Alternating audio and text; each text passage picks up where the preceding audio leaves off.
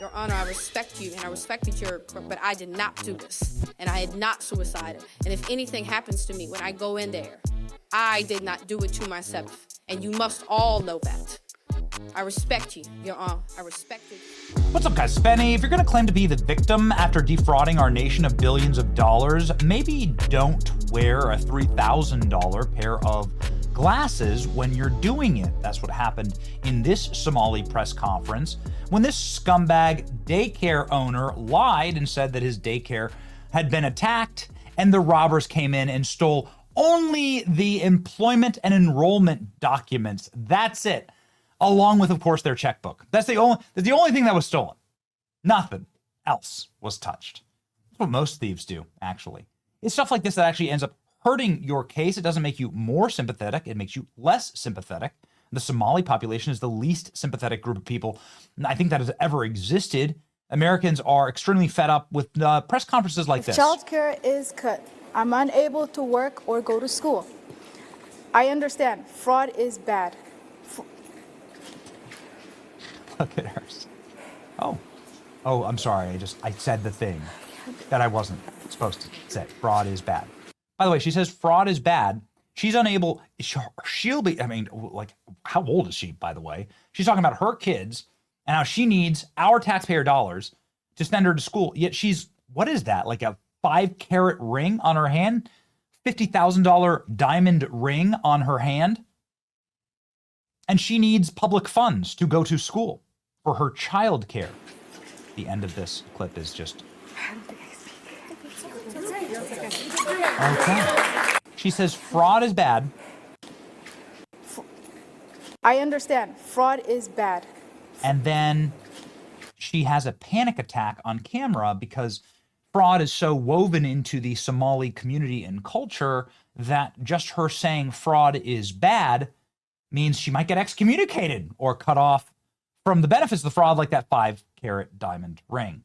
Got it. Don't worry. A bunch of overweight white libs are going to be there to comfort her. So they keep trotting people out to be sympathy cases or the next whatever, Jesse Smollett or George Floyd, and it just keeps backfiring. It's happened again today with this. The single most viral clip on my timeline is this young woman talking about what life is like as a Somali, saying being Somali is more than bananas and rice. It's a lot like bananas and rice. I kid you not. Here you go. So I'm Somali. I'm proud to be Somali. To me, being Somali isn't just eating bananas with rice. It's a lot. It's like it's an interesting thing. It's very hard to describe what it means to be Somali and what it means to be American, but it's like a cultural fusion. It's kind of like the bananas and rice. You know, people don't really see, like, you know, it's you know, people don't think, oh, you can eat bananas with rice, but that's what it's like to be Somali and American. It's like that combination of banana and rice, but you're gonna get what I mean.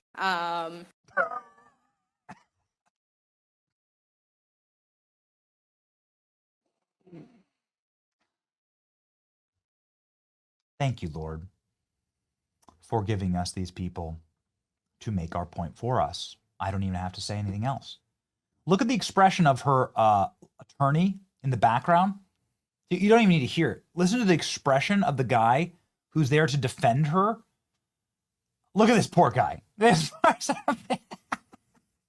He's like, oh, I gotta check my retainer here. Look at this. This is the face. This is the face of Somalis in America. Bananas and rice. Well, we have been talking a lot about how inbreeding leads to low IQs. That's just a matter of genetic fact. Being Somali is like bananas rice. It's like bananas and rice. Okay. What is the internet saying about this clip?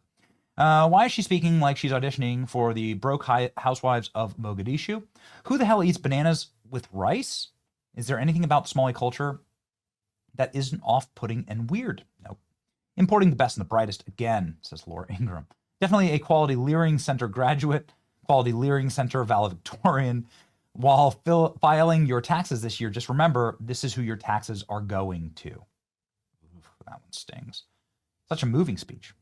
Being Somali isn't just eating bananas and rice, it's bananas and rice. Normally, an insurgency group would try and find the smartest sounding among them to be their spokespeople. But this seems like the Somalis have done just that. Being Somali isn't just bananas and rice, it's bananas and rice. This is what happens when you inbreed. Just go check the United Nations statistics. Somalia has a huge inbreeding problem. That's just a matter of fact. Not a knock on Ilhan Omar. That's your culture. Holy crap, this is unbearable. These people are stealing millions, billions of dollars from us. It's going to be sure to stock up on bananas and rice before the snowstorm hits. Importing people from a country with an average IQ in the mid-60s means that you brought in a bunch of retards. They aren't bananas or rice, and bananas and rice. I lost IQ points listening to this. Somalis are as American as bananas and rice. This is, of course, an individual being called Jessie Smollett. Her name is Nasra Ahmed. She claims she was kidnapped and brutalized by ICE and called naughty words, and that they created this bruise in her head. It's nice to and there's no evidence of that at all, because there are body cameras, and because, well, we literally have the footage on tape. So they're trying to create the Jessie Smollett, and it's going about as well as you'd assume. Nasra Ahmed is the new Jessie Smollett. And when I was in, you gotta choose your heroes very carefully here, man. You know, it is on tape. What is on tape is Nasra Ahmed spitting on ICE agents there. Was she spitting bananas and rice? Boy, I don't know. Leftists are known for making up hoaxes, and Somalis are infamous for being dishonest scammers. Put those two things together, and there's no reason to believe that anything a Somali leftist says. This is what Matt Walsh told us this week when we asked him about Somalia. And why are there Somalis in America at all? Here you go. I did want to touch on one other element here, because all of these protests seem to be for a Somali population in Minneapolis that couldn't care less about left-wing activists. In fact, they probably hate Jennifer Welsh and her kind more than you or I do, right? They probably are so disgusted by her and so repulsed by egalitarian liberalism that more than we are even. And these people are out there literally putting their lives on the line, some of them losing their lives, ramming ICE agents in order to fight for a population of Somalis that, well, frankly, are incompatible with the West and truly hate them. Like, what is that? Can you break that down? Like, what is that pathology? Like, what's going on there? Yeah, it's hard to understand. I will say I take issue with one thing, which is that there's no way they're more disgusted by Jennifer Welsh than I am. I will not cede that to anybody. Although they probably are disgusted. If they have eyes, then they're going to be disgusted. Yeah, it is. That's the part that we can't gloss over here. We have to always keep in mind. It's like, why is all this happening? Why are these leftists out in the street going crazy? And at the broadest level, it's because they're upset that our immigration laws are being enforced legally according to the book, which is crazy enough in and of itself.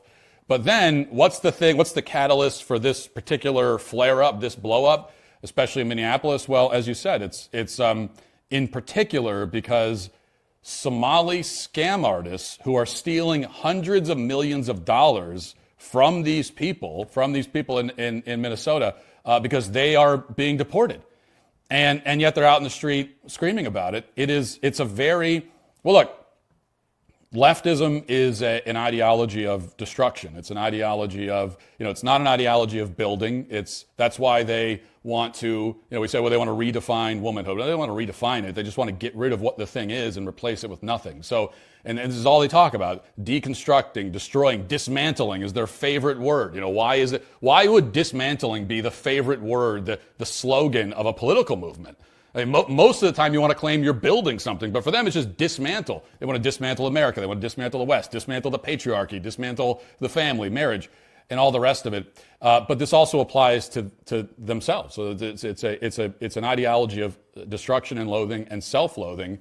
And so then when you think of it in those terms, I guess it makes sense that they're out there defending this population of people who obviously have a very poisonous and destructive effect on the United States. I mean, that's why they support them. It's for that reason. Why are there hundreds of thousands of Somalis in America? Did any politician ask permission of the American people to bring in this specific population to our country? No, they didn't. And as much as we hear about the left talking about democracy and the wonders of democracy, well, yeah, I don't remember ever voting on this. I don't think that ever went up for a vote where any politician, to your point, came to us and said, "Hey, what do you think?" Like, right? Hey, there's that failed state in Africa, that war-torn, terrorism-plagued failed state in Africa with an average IQ of 68. What do you think if we just start importing those people by the boatload into this country? What do you guys think? Are you yay or nay? I don't remember that ever happening, and I think that if we had gotten a say or a vote or even a discussion, almost every normal American would say, "Well, obviously not." You know, it's what's in it for us. I mean, this is America first. This is what America first means. It's the same thing that in every other country they do this kind of instinctively. Only here is it some sort of controversy where, okay, if we're going to do something as a country, then as America, then it should first and foremost benefit Americans. If it benefits other people too, then great. But it should first and foremost benefit Americans. So before we do anything, the first question should be, what is in it for Americans? How do Americans benefit? And if the answer is they don't, if the answer is, well, it doesn't really benefit them, but it's great for the Somalis, well, then we shouldn't do it. And that's America first. It's also just basic common sense.